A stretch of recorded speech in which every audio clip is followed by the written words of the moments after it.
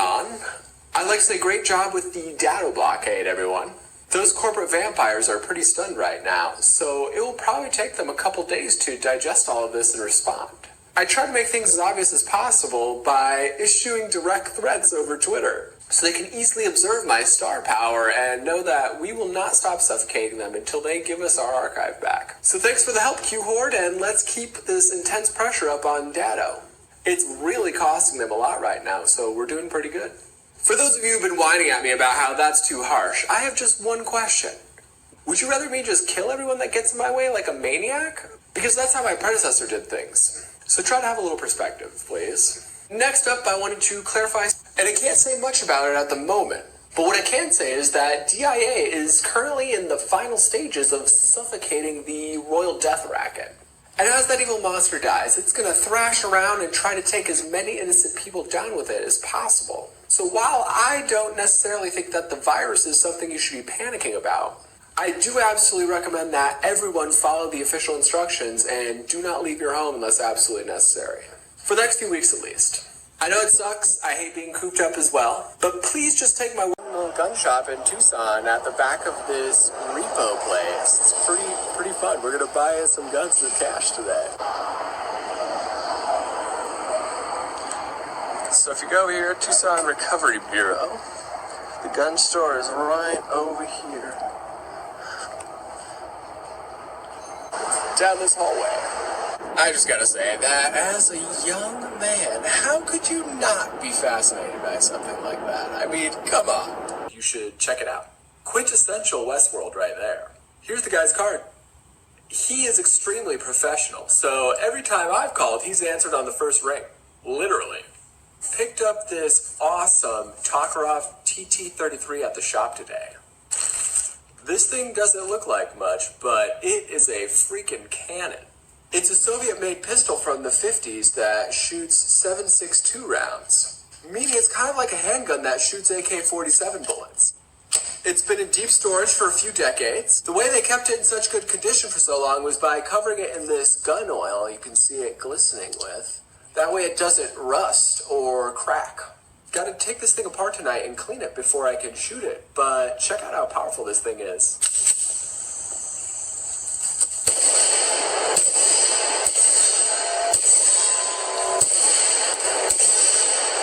Yo, how's it going? It is Caliber Hitter of CaliberHitting.com.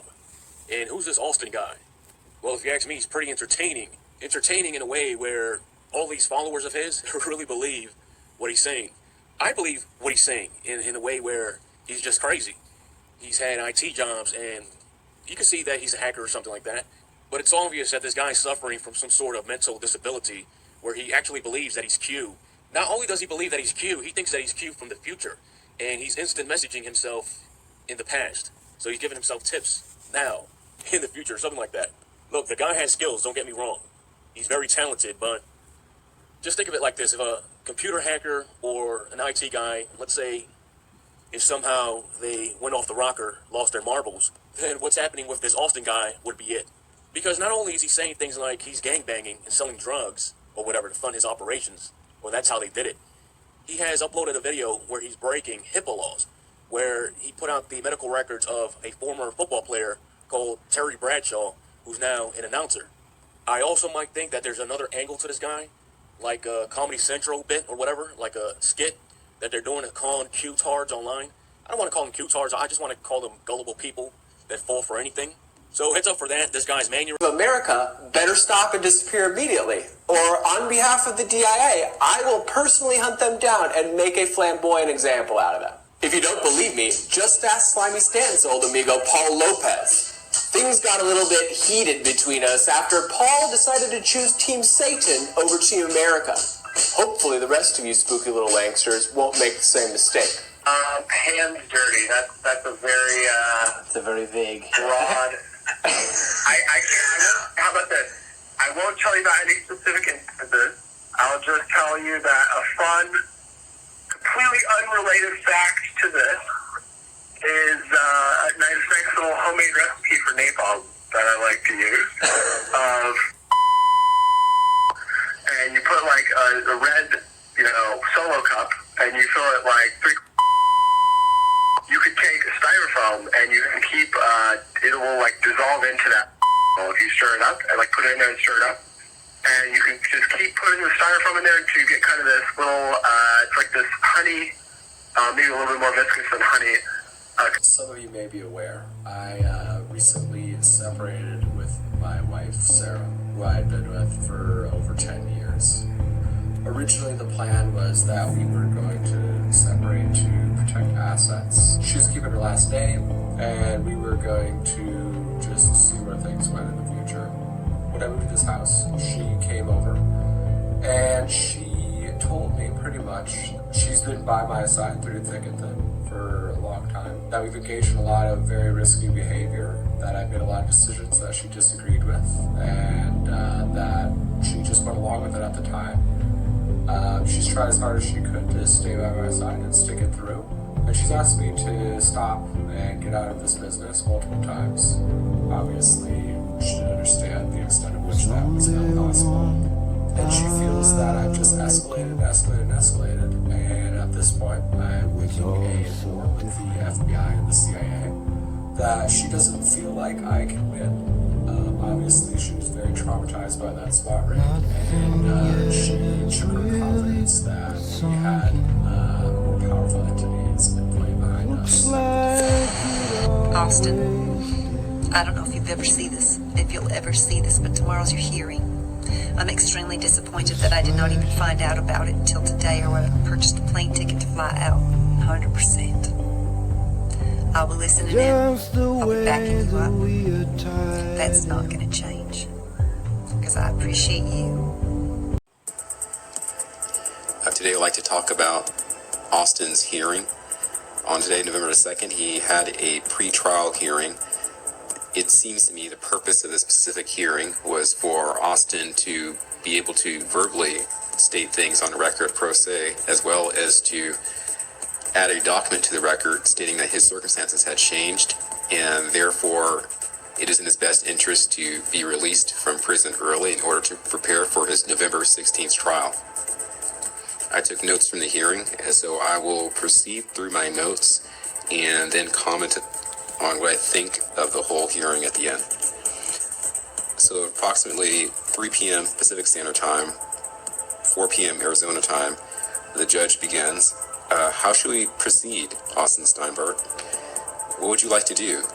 Austin begins to answer, and then the judge says, stop. You cannot talk over me. You can only speak when I tell you can speak. You understand that? Austin then says, yes, sir. Austin's allowed to speak. He says he feels constrained. Says he has a right to a speedy trial. Says he has a right to adequate ability to prepare for the trial, as well as control over his offered counsel. Austin explains that the courts appear to be using Austin's standby legal counsel as a type of communication proxy, that there is no ability for him to put forth motions as a pro se litigant. Austin makes the request for release into home incarceration. This was Austin Steinbart's situation from late spring through approximately September the 1st. Some portions of Austin's communication by phone were really difficult to understand. The judge restates what Austin said earlier, so I was able to pick up a lot of these things that Austin was communicating. One of the big things that Austin wanted was additional availability of resources that will allow him to prepare for trial in a short 2-week time span. Influencer who claims to be from the future was released after spending 225 days in prison. Austin Steinbart, 30, pleaded guilty last year to 1 count of interstate communications with intent to extort, a felony. Steinbart was sentenced to time served, meaning the judge determined that Steinbart's time spent awaiting a sentence satisfied the punishment of the charge, the Department of Justice announced Monday. In early March 2020, Steinbart released a video to his personal YouTube channel where he said he hacked famous people's medical records at a facility while receiving treatment. Steinbart could be seen in the video showing the records of several former NFL players' brain scans and medical records. Weeks after posting the video, the medical facility confirmed that the authenticity of the records. The medical company's lawyers also contacted him and his parents to remove the video, angering Steinbart. Unless you guys want nuclear Armageddon to rain on all of your heads, you will immediately apologize to my parents, Steinbart texted the attorneys. According to the DOJ, FBI agents visited Steinbart's home soon after his threats to the attorneys, where Steinbart said he received orders to hack the company from messages that were sent from himself in the future, and claimed he had also illegally transported marijuana across the U.S.-Mexico border. 2 days after FBI agents visited Steinbart regarding the leaked medical records, Steinbart posted another video to YouTube accusing a data storage company, Datto, of deleting an archive of files that Steinbart described as curated WikiLeaks.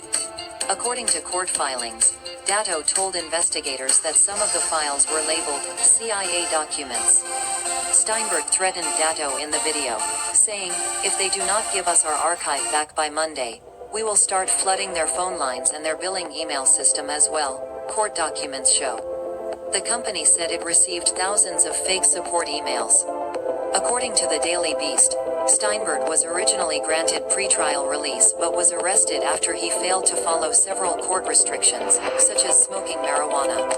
Authorities also found Steinbart in possession of a Whizzinator, a fake penis used to fool urine drug tests. In a few short years, Steinbart has used the baseless QAnon conspiracy to grow his online presence. Known as Baby Q by his followers, he claimed to be a time traveler from the future who arrived in the current timeline to leave clues as Q. Steinbart's YouTube and Twitter pages have both been removed from the platforms, but QAnon researcher Logan Strain, who uses the pseudonym Travis View, reported that Steinbart circumvented the YouTube ban while in prison and continued. Sentencing for Austin Steinbart is time served and a year of supervised release. He'll check in with his probation officer today and be limited to one phone call, one computer, and one email address, or one phone, one computer, and one email address. He is forbidden to use social media for the year and is subject to search at any time. I wish him well. By Kate Moss. The judge praised as well as admonished and cautioned Steinbart. He pointed out Austin had improved in the last few months.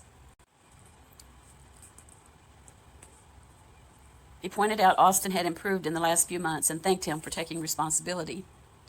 He noted that misprescribed Adderall may have played some role, while also ordering Austin participate in mental health treatment. Since AS had referred hearing messages and claimed to be a spy, or DIA. The judge said of those claims, "We all know that's not true," and characterized those lies as problematic and delusional. The prosecution considered limiting Austin from all things QAnon, but opted not, noting Steinbart was ordered to pay a $100 fine, but the court found he had no ability to pay and waived it. $400 court fee with no interest payment plan. The judge felt Steinbart was lucky to be alive after answering the door with a Desert Eagle, but the FBI and Austin Steinbart clarified the gun was a toy. Interestingly, although marijuana use is prohibited federally, the judge did not order urine testing as part of his probationary period, nor to avoid alcohol or insist on any substance abuse treatment. Both Judge Logan and the prosecution noting that Austin Steinbart's felony was not substance related. The judge did make reference to Austin having a fake penis with him on the occasion that landed him in pre-trial detention, adding, "I imagine that's not what you want for your legacy in the future," and encouraged him to use his abilities to achieve positive things with this opportunity. Logan also said Austin Steinbart is lucky he hadn't come before him earlier, because he would have likely detained him after the first infraction of release conditions. Austin Steinbart can infer from that Logan will not tolerate violations moving forward. Now we wait. Will Austin dance around the median rules or behave? What are the odds?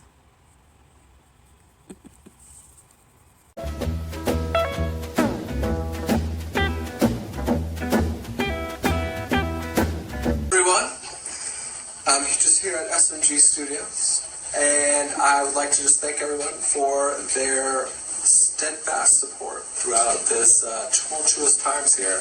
Prison was quite an experience, and we got a lot of work to do still, so I hope everyone's ready for an exciting year. I can tell you, you can make fun of the size of our group if you want, but the message isn't going to be stopped. Austin has a lot of really, really great, talented, dedicated people around him. So you're going to see that soon, and I look forward to it. So join us in this. Support Austin Steinbart.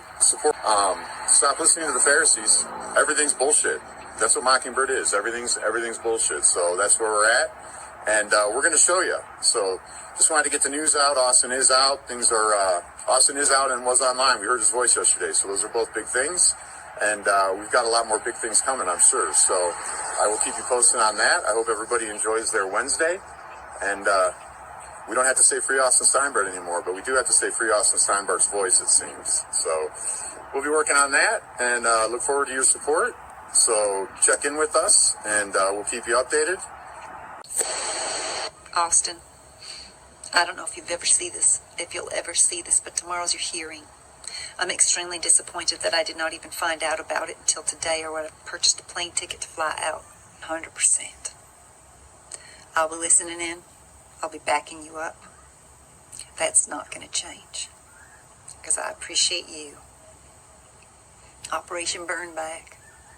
Operation QAnon, Austin. You are a genius. You are a genius. Strumming my pain with his fingers, singing my life with his words, killing me softly with his song, killing me softly with his song, telling my whole life with his words, killing me softly with his song.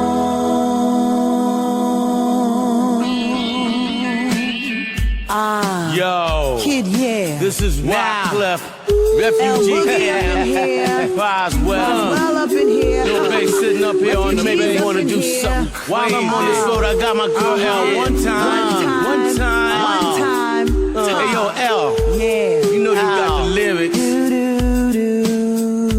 I heard he sang a good song.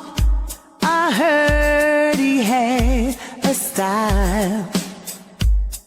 And so I came to see him and listen for a while. And there he was, this young boy, a stranger to my eyes, strumming my pain with his fingers. One time. Singing my life with his words. Two times.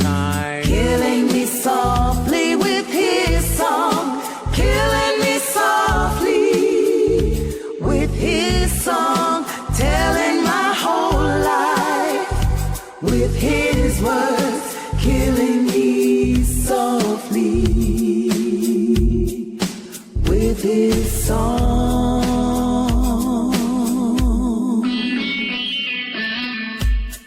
I felt a flush with fever, embarrassed by the crowd. I felt he found my letters and read each one out loud. I prayed that he would finish, but he just kept right on, strumming my pain with his fingers. One time. Singing my life with his words.